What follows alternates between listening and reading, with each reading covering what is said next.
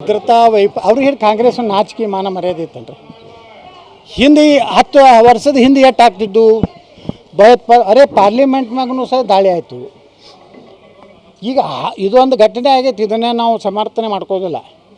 ಅದು 10 ವರ್ಷ ನಂತರ ಇಂಥದ್ದೊಂದು ಘಟನೆ ಆಗಿದ್ದಕ್ಕೆ ನಮ್ಗೆ ದುಃಖ ಇದೆ.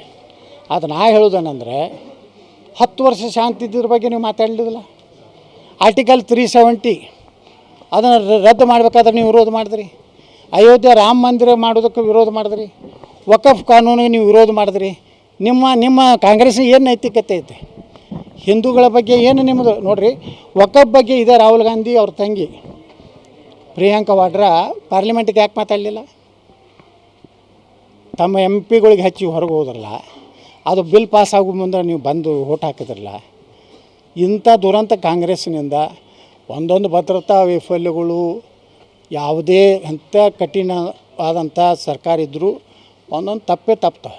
ಏನು 100% ಇಲ್ಲ, ಆದ್ರೆ 99% ಸೆಕ್ಯೂರಿಟಿ ಕರ್ನಾಟಕ ಇದು ದೇಶನಾಗ ಸಿಕ್ಕೈತಲ್ಲ, ಅದನ್ನು ನೀವು ಮೆಚ್ಚೋರಿ. ಇದಕ್ಕೆ ಪ್ರತಿಯೊಂದು 100ಕ್ಕೆ 100 ಕೊಡ್ತಾರೆ ರೀ. ನರೇಂದ್ರ ಮೋದಿಯವರು ಯಾವುದು ಬಾಕಿ ಇಟ್ಕೋದಿಲ್ಲ. ನೋಡಕತ್ತೀರಿ, ನಮ್ಮ 28 ಜನರ ಪುಣ್ಯತಿಥಿ ದಿವಸ ಅವ್ರನ್ನೆಲ್ಲ ಕೆಲಸ ಮಾಡ್ತಾರೆ. ಪುಣ್ಯತಿಥಿ ಯಾವಾಗ ಮಾಡ್ತೀವಿ ನಾವು? 11 ದಿವಸಿಗೆ 9 ದಿವಸಿಗೆ. ಅಷ್ಟ್ರಾಗ ಮತ್ತೊಂದು ಸರ್ಜಿಕಲ್ ಆಗ್ತದೆ. ನಿಶ್ಚಿತವಾಗಿಯೂ ಇದ್ರ ಉತ್ತರ ತೊಗೋತಾರೆ. ಇವತ್ತೇನೋ 2 ಭಯೋತ್ಪಾದಕರನ್ನು ಹೊಡೆದಿರ್ತೈತಿ, ಅವ್ರು ಯಾರನ್ನೂ ಬಿಡೋದಿಲ್ಲ. ಅದ್ರ ಹಿಂದೆ ಯಾವ ಸಂಘಟನೆ ಐತೆ ಅದನ್ನೂ ಬಿಡೋದಿಲ್ಲ. ಇದು ಮಾತ್ರ ನಾವು ವಿಶ್ವಾಸ ಇಡ್ಬೇಕು ನರೇಂದ್ರ ಮೋದಿಯವ್ರ ಮೇಲೆ. ಇದನ್ನು ಬಿಟ್ಟರೆ, ನರೇಂದ್ರ ಮೋದಿಯವ್ರು ಬಿಟ್ಟರೆ ಈ ದೇಶನಾಗ ದೇಶ ರಕ್ಷಣೆ ಮಾಡೋಕ್ಕೆ ಯಾವ ನಾಯಕನೂ ಇಲ್ಲ. ಯಾರು ಕಾಣಿಸ್ತಿದ್ರೆ ಹೇಳ್ರಿ, ನಾನು ಇಂಥವ್ನು ಪ್ರಧಾನಮಂತ್ರಿ ಮಾಡಿದ್ರೆ ನಾವು ದೇಶ ಉಳಿತೈತೆ. ಅದು ಒಂದೇ ಒಂದು ನರೇಂದ್ರ ಮೋದಿ, ಮುಂದೆ ಯೋಗಿ ಆದಿತ್ಯನಾಥ್. ಅದು ಬಿಟ್ಟರೆ ದೇಶಕ್ಕೆ ಮತ್ತೊಬ್ಬರು ನಾಯಕರಿಲ್ಲ.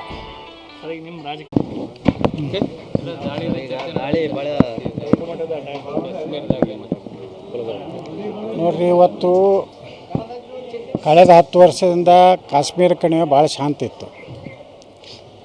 ಇವತ್ತು ಭಯೋತ್ಪಾದಕರು ಪಾಕಿಸ್ತಾನದವ್ರಿಗೆ ಇಡೀ ಒಂದು ಕಾಶ್ಮೀರವನ್ನು ವಿಮೋಚನೆ ಮಾಡ್ತೀನೋ ಅನ್ನೋಂಥ ಒಂದು ಹುಚ್ಚು ಸಾಹಸವನ್ನು ಕಳೆದ 10 ವರ್ಷದ ಹಿಂದೆ ಈ ದೇಶದಲ್ಲಿರುವಂಥ ಮನಮೋಹನ್ ಸಿಂಗ್ ಸರ್ಕಾರ ಇರ್ಬೋದು, ಅದರ ಹಿಂದಿನ ಎಲ್ಲ ಸರ್ಕಾರಗಳಲ್ಲಿ ನಿಯಂತ್ರಣ ಇರಲಿಲ್ಲ. ಇವತ್ತು ಆರ್ಟಿಕಲ್ 370 ತೆಗೆದು ಒಂದು ಶಾಂತಿ ನೆಲೆಸ್ತಾ ಇತ್ತು. ಕಾಶ್ಮೀರ ಜನರಿಗೆ ಈ ಪ್ರವಾಸ ಉದ್ಯಮದಿಂದ ಸಾಕಷ್ಟು ಇವತ್ತು ಆದಾಯ ಆಗ್ತಾಯಿತ್ತು. ಎಲ್ಲರೂ ನೆಮ್ಮದಿಯಿಂದ ಜೀವನ ಮಾಡುವಂಥ ವಾತಾವರಣ ಸೃಷ್ಟಿ ಆಗ್ತಾಯಿತ್ತು.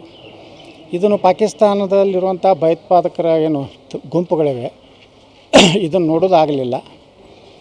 ಇವತ್ತು ಅಮಾಯಕವಾಗಿ ಪ್ರವಾಸ ಹೋದಂಥ ಕರ್ನಾಟಕ ಸೇರಿ ಉಳಿದ ಎಲ್ಲ ಭಾಗದ ಸುಮಾರು 27 ಜನ ಇವತ್ತು ಈಗ 28 ಆಗಿದೆ.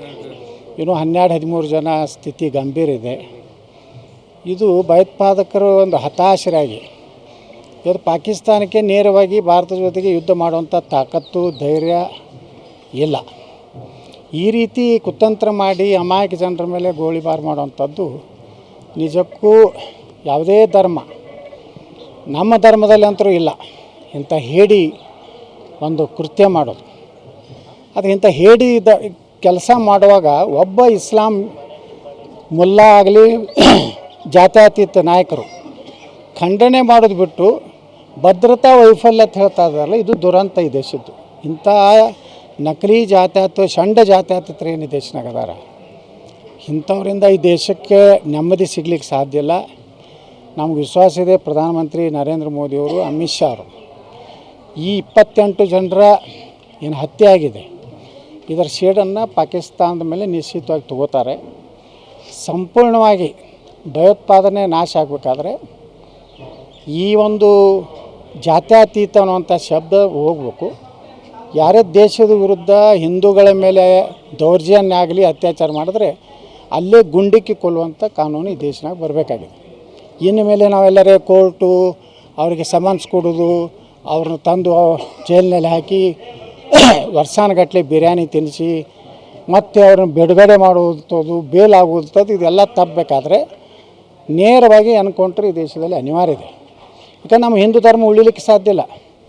ಆ ಪರಿಸ್ಥಿತಿ ಇವತ್ತೇನಾಗಿದೆ, ಇದು ಭಾಳ ಎಚ್ಚರಿಕೆ ಗಂಟೆ. ಇನ್ನು ಮೇಲಾದರೂ ಕೆಲವೊಂದು ಸ್ವಾಮೀಜಿಗಳು ಇಸ್ಲಾಂ ಲಿಂಗಾಯತ ಒಂದೇ ಸಮಾನತೆ ಇದೆ, ನಾಲಾಯಕರು ಇಸ್ಲಾಂ ಅಂದರೆ ಶಾಂತಿ ಒಂದು ಧರ್ಮ ಅಂತೇನು ಅಯೋಗ್ಯ ನನ್ನ ಮಕ್ಕಳಲ್ಲಿ ಕರ್ನಾಟಕ ಒಂದು 2-3 ಸ್ವಾಮಿಗಳು ಅದಾರೆ. ಅವ್ರು ದುರ್ದೈವ ಅಂದ್ರೆ ಅವ್ರು ಸುಮ್ಮ ಕ್ಯಾಮಿ ಬದಲಿ ಹಸಿರು ಹಾಕೊಂಡು ಅಡ್ಡಾಡೋದು ಒಳ್ಳೆಯದು ಅಂತ ಯೋಗ್ಯರು ಇನ್ನು ಮ್ಯಾಗಾರೆ ತಮ್ಮ ಇಂಥ ಹಿತವಚನ ಹಿಂದೂಗಳಿಗೆ ಹೇಳಬೇಡ್ರಿ. ಹಿಂದೂಗಳೇ ಅಣ್ಣ ತಮ್ಮರಂಗೆ ಇರ್ಬೇಕಂತೇಳಿ ನೀವು ಹೇಳ್ತೀರಿ. ಆದರೆ ಬಾಬಾ ಸಾಹೇಬ್ ಅಂಬೇಡ್ಕರ್ ಅವ್ರು ಹೇಳ್ಯಾರ 1942 ಎಂದೂ ಅವ್ರು ನಮ್ಮ ಇಸ್ಲಾಂ ಎಂದೂ ಮತ್ತೊಂದು ಧರ್ಮದವ್ರನ್ನ ಅಣ್ಣ ತಮ್ಮರ ನೋಡುವಂಥದ್ದು ಅವ್ರ ಬುಕ್ನಾಗೆ ಬರ್ತಲ್ಲ, ಅವ್ರು ಕುರಾನ್ದಾಗೆ ಇಲ್ಲ. ಎಲ್ಲ ನಾವು ಏನತ್ತಾರೆ ಕಾಫಿರ್ ಅಂತಾರೆ.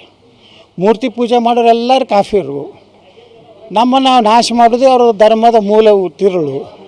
ಹಂಗಿದ್ದಾಗ ನೀವು ಅವ್ರ ಮೇಲಿಂದ ಮೇಲೆ ಅವರು ಏನಾರ ಸುಮ್ಮನೆ ಮೇಣಬತ್ತಿ ತೋರಿಸಿ ಶಾಂತಿ ಮಂತ್ರ ಇವೇನೂ ನಡೀದಿಲ್ಲ.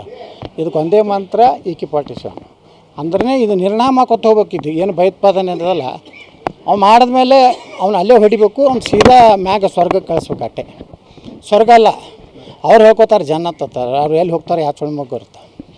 ಈಗ ಪರ್ಟಿಕ್ಯುಲರ್ ಹಿಂದೂಗಳನ್ನ ಟಾರ್ಗೆಟ್ ಮಾಡಿ ಹೌದು ರೀ. ನೋಡ್ರಿ ಅಲ್ಲಿ ಚಡ್ಡಿ ಬಿಚ್ಚಿ ನೋಡ್ಯಾರ, ಆಧಾರ್ ಕಾರ್ಡ್ ನೋಡ್ಯಾರ, ನಿನ್ನ ಹೆಸರು ಏನಂತ ಕೇಳ್ಯಾರ. ಇದಕ್ಕೇನು ಹೇಳ್ತಾರೆ ಜಾತ್ಯತೀತರು ಹೇಳ್ರಿ. ಒಂದೇ ಅವತಾಟ ಹಿಡಿದು ಎಲ್ಲರನ್ನೂ ಹೊಡೆದಿದ್ರೆ ಹೌದಪ್ಪ. ಕಾಶ್ಮೀರದಲ್ಲಿ ನೀವು ಮುಸ್ಲಿಮ್ರು ಅದಾನೋ ಇಲ್ಲೋ ನೋಡ್ಕೊಂಡು ಕನ್ಫರ್ಮ್ ಮಾಡ್ಕೊಂಡು ಹೊಡಿತೀರಂದ್ರೆ ಮತ್ತು ನಿಮ್ಮ ಧರ್ಮದಾಗ ಏನು ಶಾಂತಿ ಐತಿ? ಎಷ್ಟು ಮಂದಿ ಮುಸ್ಲಿಮ್ ಲೀಡರ್ಗಳು ಇವತ್ತು ಇದನ್ನು ಖಂಡಿಸ್ತಾರೆ, ಇಂಥದ ಕೃತ್ಯವನ್ನು ಖಂಡಿಸಿ ಮಾತಾಡೋದಿಲ್ಲ. ಅವ್ರು ಒಬ್ಬನು ಮಾತಾಡೋದಿಲ್ಲ. ಈಗ ನೋಡ್ರಿ ನಮ್ಮ 4 ನನ್ನ ಮಕ್ಕಳು ನಮ್ಮವ್ರು ಮಾತಾಡ್ತಾರೆ. ಶಿವಸೇನಾದ್ದು ಯಾವ ಸಂಜಯ್ ರಾವತ್ BJP ಅವರು ಧರ್ಮಾಂಧತೆ ಹೆಚ್ಚು ಮಾಡಿದ್ರಿಂದ ಇದಕ್ಕೆ ಕೊಲೆ ಆಗ್ತದೆ.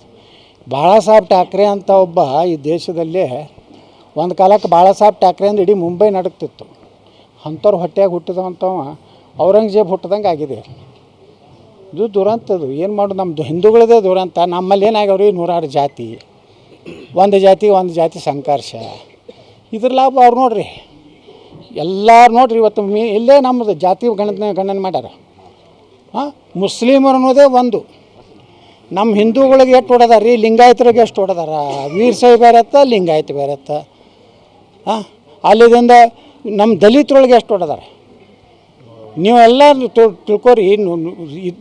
ನಮ್ಮ ಕರ್ನಾಟಕದ ಪರಿಸ್ಥಿತಿ ನಂಬರ್ 1 ಹೈಯೆಸ್ಟ್ ಬರೋದೇ ದಲಿತರು.